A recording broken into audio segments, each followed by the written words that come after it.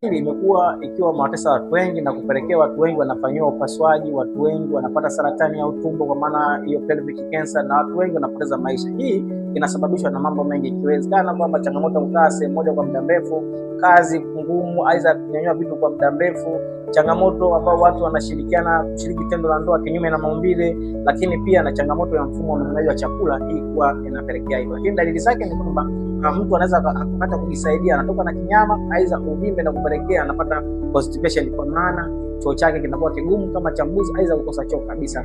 Ama yule mtu ambaye anajisaidia choo kikubwa, choo kinaambatana na damu. Hii ni miongoni mwa bawasiri, na bawasiri ziko karibia aina 4, lakini zimegawanyika katika makundi mawili ambayo tunasema internal hemorrhoid na external hemorrhoid. Sasa kwa nini unakuwa unapata shida, unatumia dawa uweze kupona? Watu wengi wanakimbilia kwenye tatizo na sio kwenda kutibu vyanzo vya matatizo. Tumeelezea kwamba zipo sababu nyingi, lakini wengi wanapona bawasiri wanakata. Sasa unapokata maana yake hujatibu tatizo, bali umeenda kutuliza tatizo. Sasa nimekuandalia program ambayo ya kutumia supplement pekee kwenda kutibu bawasiri na kuepusha changamoto zote za upasuaji, lakini